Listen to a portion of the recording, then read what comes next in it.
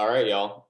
It's your boy Nate Schmidt. I'm here with my partner Scotty. Welcome to the Ecom Dispensary. This is episode 001.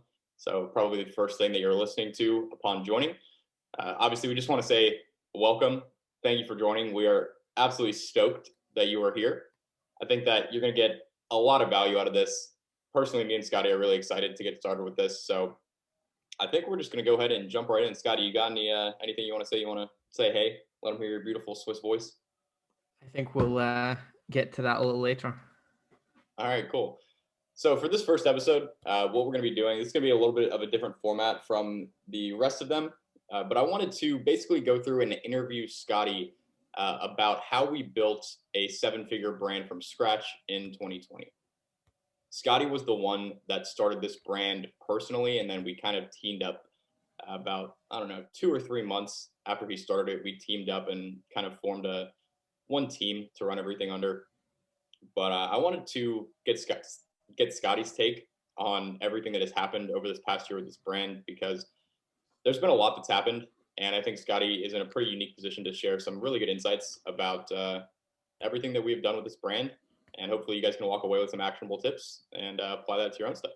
So, Scotty, my first question for you is, how did you get the initial idea for this brand? Where did that come from? So I'd want to do something in this market for a while. It's a huge market, and it's sort of something that's evergreen. It's not going to die out. It's not seasonal. It's a really strong market. There's huge companies in the space, both e-com and just traditional brick and mortar retail sort of businesses. So I knew I wanted to do something in this space. And at the time, we had our Boss library. So basically what I did was I went through the Boss library, and for context, for those that don't know what I'm talking about, which is probably most of you, Boss library is a collection of what we call initial concepts. So basically the blueprint for a store. So we've got a collection of like 100 plus of these ideas that our team put together for a now defunct Boss Builder offer. So basically we had this library of a bunch of different ideas, different products for different markets that students could sell.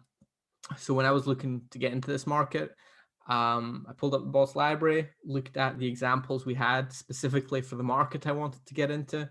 And there's a couple different products I found. Some I liked, some I thought were okay, some I didn't like at all, or some there were obvious issues with. Eventually came across this product, or this type of product.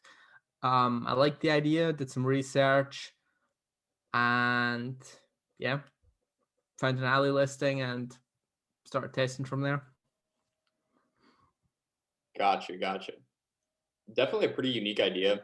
I guess my next question from there is, in a kind of a general sense, like, walk me through the first few months of starting that brand. Did that go well? Were things pretty smooth off the bat? I know there were some issues with some Facebook ad bans and stuff, but walk me through that. And then I also want to hear what your mindset and your thought process and kind of where you were mentally in terms of that brand in those early stages. Okay, so it was definitely not smooth the early days. We had week one was something like day one ad account ban, day two spend like $3, and then the link disappeared, URL got blacklisted or something. There's a lot of hopping on chat support and trying to figure stuff out at the time. But then the first day when we actually spent the whole $50 or $60 that was scheduled to spend, the first time that spent, we had a really solid ROAS. So at that point, I was pretty confident. So it's kind of like when you know something can, like if you've successfully sold something with good margins, even just for a day, it doesn't mean it's going to be easy, but it shows there's demand there. It shows people want this product. It validates your idea. And once the idea is validated, that's honestly a big part of the puzzle. And from there, it's just optimizing and tweaking and trying to get it to work at a higher scale and trying to get it to work more profitably. That makes sense. So I'm curious, because that year of 2020, For the first half of the year, I don't think that either of us really thought that this brand was going to be the kind of main thing. We didn't think that it had the potential to do the numbers that it did end up doing and that it's, currently doing now. When did you really see the potential and think, okay, so this is something that could really be um, I think that's something that you sort of always push towards, where, hey, we're making $500 a day profit or a grand a day profit. And my sort of general thinking, my mindset is, let's make sure we keep this going. Just because we're doing this now doesn't mean we're going to continue doing this forever. These results can worsen, they can go away, a million things can happen. This isn't guaranteed forever. That's sort of my mindset. Your mindset is more of, we can 10x this, we can 100x this, we can scale this so much more. And just you saying that over and over again. And also something, I looked up some of the really big companies in our space and the sort of revenues they're doing. And I mean, when you start seeing annual revenue of like 200, 300, 400, 500 million annual revenue, it's when you sort of start to realize, okay, like, yes, it can go away, but we've also got a lot of room to grow. So that's kind of what opened my eyes, seeing those really big numbers that competitors were doing. Obviously, they have a different strategy. Obviously, they've got a different business, but it just shows the size of the market. So that was huge for me. Yeah. So for a little background, for the first half of 2020, we were running that brand and then also had probably like 3 or 4 other stores that we were working on and trying to turn into brands like this one.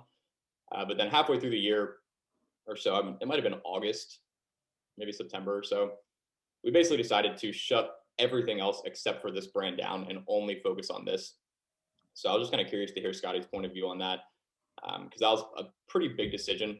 I remember that when we made that decision, I was in California about to go sailing with one of my buddies, and I think that was a pretty big turning point with that brand and with our business and focusing everything on that. And I see it a lot with other people when they get something to work, they want to start a second and a third store to diversify. And I get the inkling. I feel the same way emotionally, but I don't think diversifying is the right thing. I think the right thing is to go all fucking in on one store. And if it crashes and burns, first of all, try to make sure it doesn't crash and burn. Step one. Step two, if it crashes and burns, try and get it back. If you can't get it back, all else fails, just start over.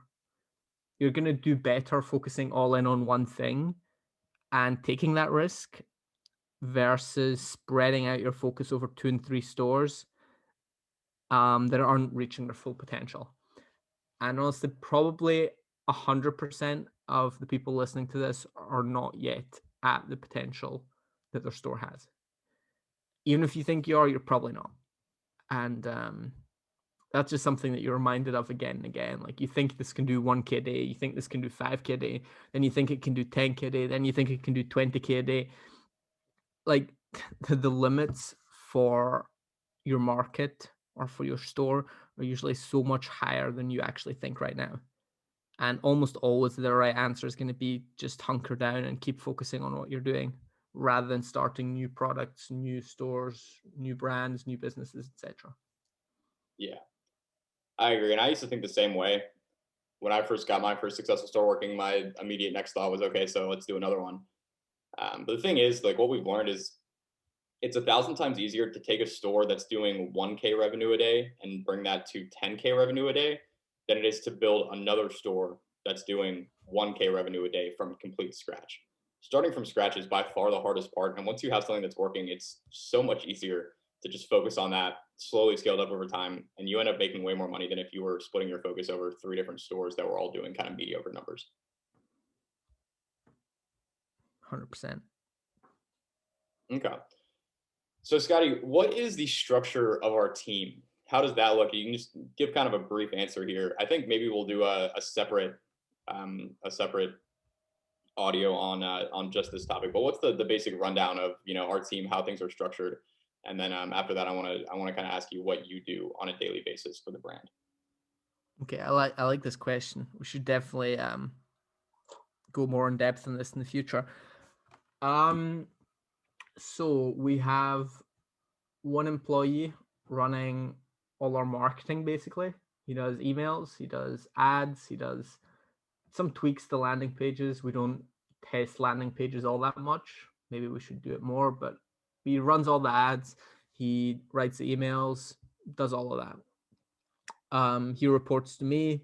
We hop on a call. I mean, everyone hops on a call once a week, and I'll generally talk to him every day on Skype message, and usually talk to him once a week as well, at least about whatever we're doing. And then we've got our boy Shin doing the sourcing for us. He sources our products, talks to the factory, handles the bulk shipments, and talks to the 3PL about receiving in those bulk orders, making sure everything's in order there. Again, just reports to me. I'm kind of like the guy who needs to know everything that's going on, but not actually do any of the stuff. I need to be aware of it, but not physically doing it. And then we've got 4 customer support VAs right now. Pretty much they all just answer emails. They communicate together on a Skype. One of them's a lot more experienced than the others. She'll kind of be the go-to person if there's a question. Usually she can answer any questions, and otherwise I'll have to jump in and decide how we're going to handle something. That's the basic structure in terms of employees. Then my job is to be aware of everything, to make the big decisions, and decide how we're going to improve the business going forward, how we're going to increase revenue, how we're going to increase profit, new sales channels, just basically all the big strategic decisions. I need to be the one making them. And to be able to do that, I also need to be aware of everything that's going on. Right. So yeah, that's basically how the team's structured. Me and Scotty obviously are the owners. We have a full-time guy who basically does all the day-to-day marketing stuff. Um, and then we have a guy that does sourcing, and those are kind of like the 2 full-time. I mean, I guess our VAs are also full-time. Um, but that's kind of like, besides VAs, that's the main structure of the team. And I think that works out pretty well. I think that I kind of was under the impression, like before we built this team, that it would be better to have like a couple different people doing a couple different things in terms of marketing. But I think it's worked out really well the way that we've done it, having one guy who does all the day-to-day marketing stuff, emails, ads, and just kind of does all that stuff. I didn't think that would be a good idea. I figured it would be like too much work almost, but it makes so much sense to me now that we basically, brought him on to be the person that did the stuff that we were doing, so that we could free up our time to focus on the more high-level strategical stuff.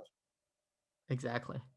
And there's kind of a big difference, honestly, in sort of your daily tasks, because when you're just getting started, you need to do creative work in terms of writing ads, coming up with angles, coming up with offers, making the landing page. That's a lot of like deep work, a lot of creative work. Um, right now, I don't have any of that. My work day isn't, I don't need 4 hours blocks of time to create something new. I'm just kind of working throughout the day, keeping track of everything, doing a lot of little stuff, and then the sort of deep work, the undistracted work slots that I need. Those are just when I basically sit down on the couch with a notepad and try to think out what can we improve, how can we improve this business, how can we grow going forward. But like, yeah, like my deep work, there's no actual output. It's just thinking and making a decision. And then most of my work is keeping track of stuff, answering people's questions, because I mean, every employee has a question every day, pretty much. I just need to answer them and then make the big decisions. Right.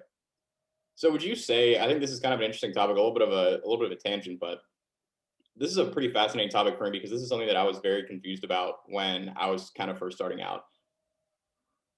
Say you're someone who, has a successful store, got into it somewhat recently, been running it for a couple months. You've hired a VA or two to take care of the customer service and take some of that stuff off your plate.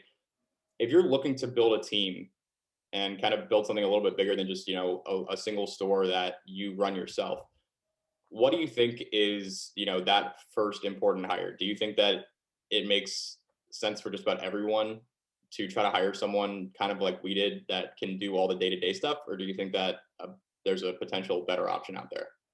Hmm. Because That that's is a kind of good your, question. I would say that that's, one of your really big main skill sets is, you're really good at that kind of thing about hiring people, knowing how to structure teams, managing that. And that's just something that I think is not very much talked about in the e-com space, but still extremely important. Yeah. I think it depends what your main skill is. If your main skill is true direct response copywriting and you want to be world class at that, then you can't hire copywriters. Then that's going to be your thing that's going to set you apart. Mm-hmm. Now, people know you as a copywriting guy. Like you and I are so far away from anything resembling world class. We know it, but it's not our thing. It's not what's gonna make us our riches. We're not at that level, nor do we want to be, because it's one of those things where the truly top like 0.1% make a shit ton of money, and a lot of people make a good living. But the top, you have to be like one in a million copywriters almost to make like the really big bucks. Whereas as a business owner, a lot of business owners make a lot of money. So I've never seen myself as a copywriter or even as a marketer. Like I don't even think my main skill is in marketing. So for that reason, it made sense to hire somebody as the marketer. But personally, I find it kind of hard to do that deep work of marketing while also needing to manage the business. Mm-hmm. So maybe for somebody who wants to be the top 1.1%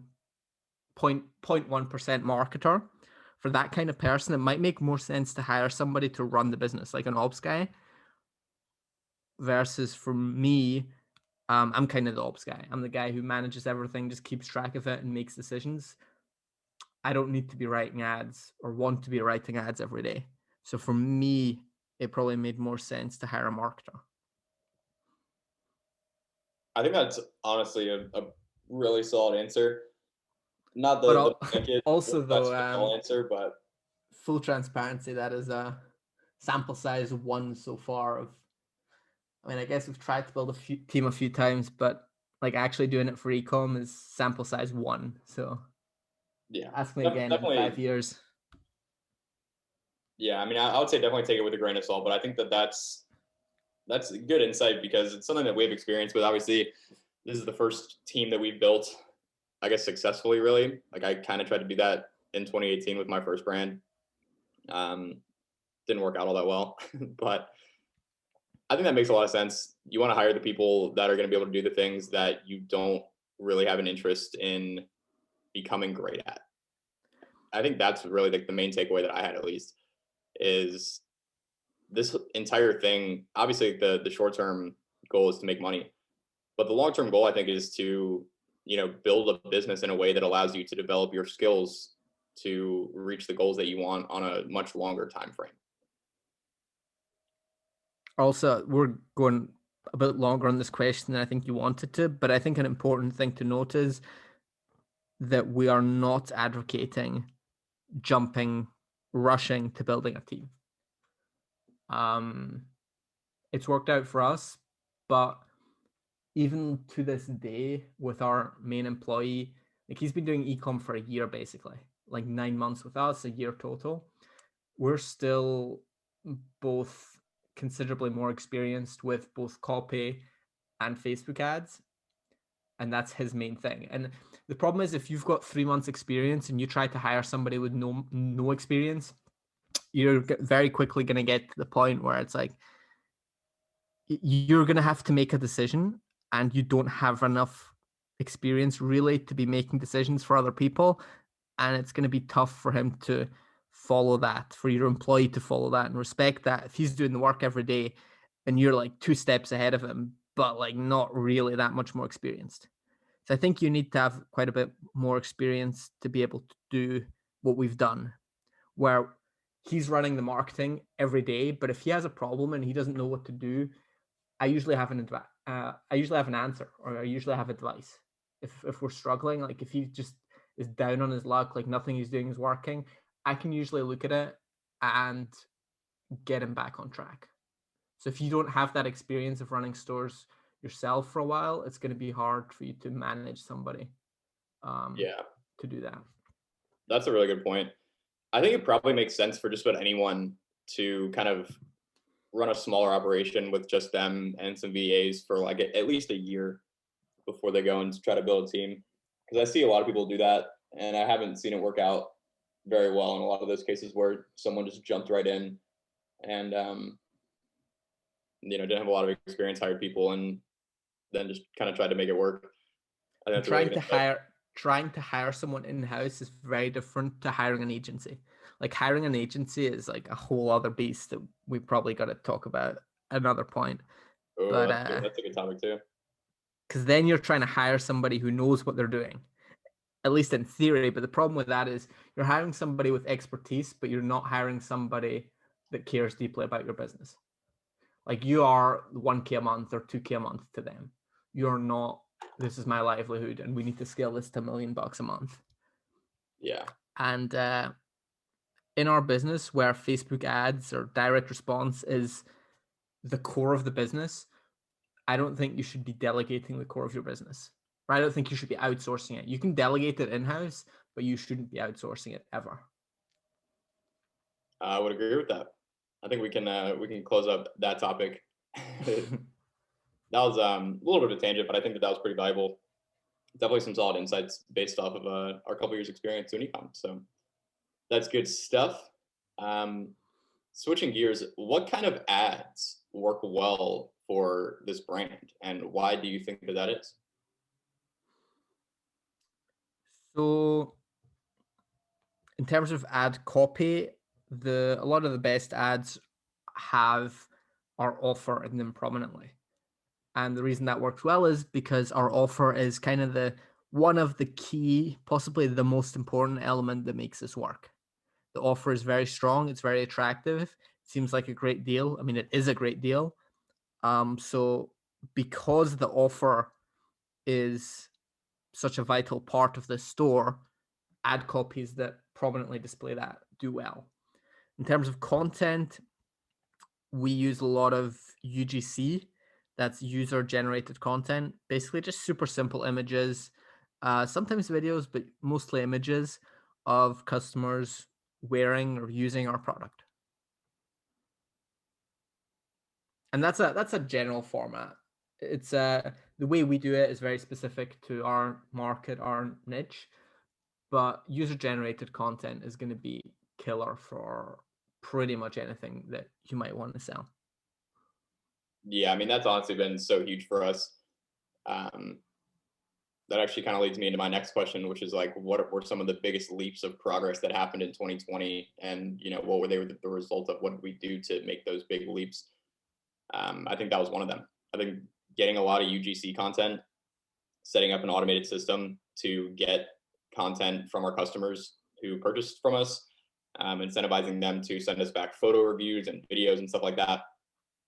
That was definitely one of those things that kind of spoiled the question a little bit, but that was definitely one of the big things that we implemented in 2020 that really helped kind of make a big leap of progress. Because to me, that's kind of what ecom really is all about. It's like you hit a plateau, you stay there for a while, you figure something out, you get to the next plateau, you stay there for a little bit, you go up, go to the next plateau. So besides that one, excuse me, my phone is just going off. Besides that one, Scotty, what were some other big leaps that happened in 2020, and what were they the result of? Okay, so UGC number one, like you said. Number two, hiring our marketer and him doing daily ad testing. Every single day, no matter what, new ads are going up. Either new images or new copy or both, every single day. That was huge for us because it allows us just to scale and to always have new ads on hand when something dies out. So daily ad testing, hiring our marketer who just focuses solely on marketing, which is so freeing, so liberating, not having to worry about all the other parts of the business because I take that off the plate for him. So other than that, I think those are honestly the big things: daily ad testing, UGC, and yeah, that's pretty much it. I'm hoping for 2021 to be able to say the big leap was moving to sea shipping. That's going to improve our margins quite a bit. I think that's going to be the next big leap. And then pretty much just riding the waves, honestly. We always ordered a lot of inventory. We tried to plan ahead, and we were often at sort of max capacity where we were almost selling out or even selling out briefly. But we just kept ordering more and more and more. Occasionally we had times where revenue dipped or an ad account got shut down, and we kept ordering, which meant that right now, January 2020 or January 2021 rather, when the overall environment is very conducive to ecom, it's been a very solid month for a lot of people, including us. Because we have inventory, and because we have that inventory in the US, that was actually another key point, we've been able to scale and do so very profitably. Yeah, I think that's definitely a big one. That's something I don't think probably most people would really think about, because it's kind of like behind the scenes. But when Scotty says switching to sea shipping, what he's talking about is our bulk orders that we place for, thousands of units of our inventory from China. Instead of shipping that by air, shipping that by sea, which is a lot slower, but also a lot cheaper. And basically, by planning our inventory ahead and I don't know, I guess just being prepared for that, we've been able to transition a lot of our shipping to sea shipping, which reduces our shipping costs immensely, which increases our margins by kind of a lot. And I think that's been really impactful as well. It's kind of like a combination of things that increased revenue, but then the less looked at side of it, I think, is decreasing expenses. And I think that's been really huge for us especially over the last couple months. 100%. Because if you increase your gross margins by like 5% by doing sea shipping instead of express, that allows you to scale further, because then you can continue spending at a 2.8 ROAS instead of a 3.2 that you needed before to hit whatever goal profit margin you have. And as you scale up, inevitably your ROAS will drop. But if your gross margins improve, you can just afford to have a slightly lower ROAS while still having the same margin. So, yeah.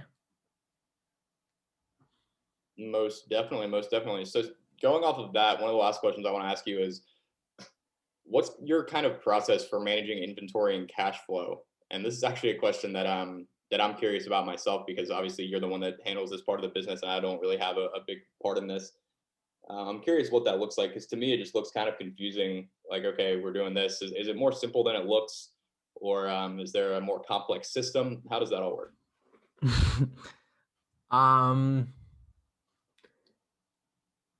It's honestly immensely complicated if you wanted to do it, if you wanted to optimize it. But at this point, we kind of just wing it. Look, we check how much inventory we have. We check. Okay, so step one is determining how many units we want to order next week. The number of units we want to order is pretty much based off of the prior week's order. And then that's the minimum. So like we want to be always increasing or staying the same. We don't want to decrease the amount we're ordering. So either we're going to increase the number of units or we're going to stay at the same level. So to decide that, I look at how much cash we have and how much did we sell in the past week. So right now, for example, at least after Chinese New Year, we're going to scale up production, because you can't go from making 5K units a week with your factory to making 100K units a week. The factory is going to need more staff. They're going to have to train them. They're going to have to prepare machines. They're going to have to make sure that they've got enough materials in. So you have to be in contact with them and let them know ahead of time and gradually scale up. So we just kept pretty much increasing the amount that we order by like 20 or 30%. Not every week, but maybe like every other week. So we'd go from 5K to 6K to 8K to 10K to 12K units a week. This is over many months, of course. So that's the first step, deciding how many units to order. Next step is deciding which specific SKUs to order, so which sizes and colors in our case. The way we do this is we export our sales. So we export our sales from Shopify by SKU. And then basically what I do is I try to export about 100K worth of revenue. So I set the date range to a range where we had about 100 grand worth of revenue. Then I export the SKUs that resulted in those sales. So you're going to see for each SKU the number of sales that you had to total 100K. And then at that point, you know the proportion of the different SKUs that you need to order, assuming that your sales stay the same. So what we would do then is we'd multiply the total number of sales to get, so Jesus Christ, trying to explain this math. Yeah, I think I know what you're saying. I mean, you basically take the percentage of, the SKU breakdown from those last 100K worth of orders and then apply that to whatever amount of units that you've decided to order for the next order. Exactly. So that the proportion for each SKU of the total sales is the same. So that's how you get sort of a balanced order. Based on our current sales, our next order should be divided up like this. That's usually what we place as the order, unless we see we have far too much of a certain SKU or far too little of a certain SKU. That's usually what we go ahead and place. Then one more thing we'll do when it comes time to actually ship it. So it takes like a week or two for the factory to produce it. And then once we have it in China ready to ship, we then decide how much of this do we want to ship by sea and how much do we want to ship by express? How many of these units do we need soon? And that's where, again, we look at current inventory versus sales. What are we going to run out of really soon that we need to stock up ASAP? So depending how much inventory we have in general, we might ship 20% of our total order via express, or we might ship 50% of it via express. Just depending on how short we are in inventory, what we expect sales to be over the next few weeks. But the problem with this sort of sales prognosis is just that it's so uncertain, like exactly what you're going to sell. You're never going to get it. And I run a bunch of calculations. It's all really simple math, but it generally doesn't exactly match. But it's an instrument to give you an idea of how much you need to ship by express versus sea. Yeah, that makes sense. That's definitely a more intimidating part of the business, at least to me. Because coming from drop shipping, obviously, when you're drop shipping, you don't have to worry about that at all. But this is really a huge part of the business, a really important part. And seeing a little bit behind the scenes was definitely pretty interesting to me. I hope someone else maybe enjoys that. But moving on, I think my final question here for you. This is going way over time for how long we wanted to make this. So,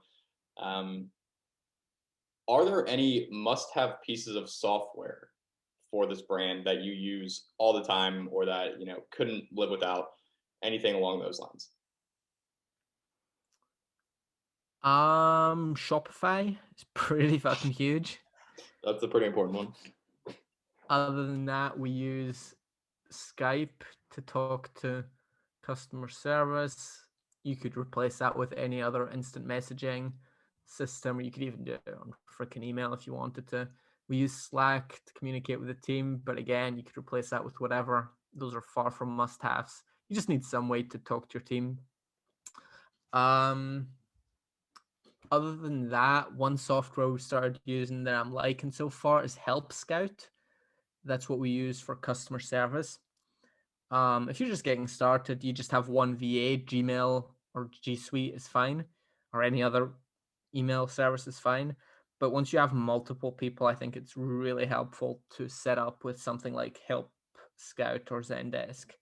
just so that multiple people can work on the support inbox at the same time, and you can kind of keep track of who's doing what and who's performing and all that. Yeah. Yeah, I think people might be a little bit surprised that like there's not really any like super important apps like that we use on Shopify. I mean we obviously have like a bunch of apps installed that we use, but I don't think any of them are like incredibly crucial must-haves. Let me check that real quick to see if that's actually true. I wonder if I'm forgetting anything. I mean, there's definitely some like Klaviyo, use that for email. That's a pretty big Yeah, one. Klaviyo looks reviews.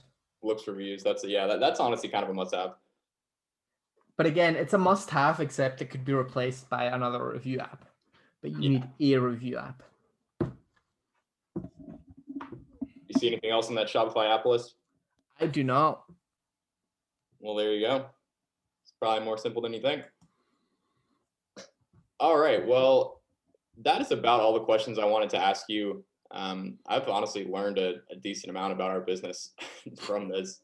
So I think this should be pretty cool for people to see a little bit more behind the scenes stuff.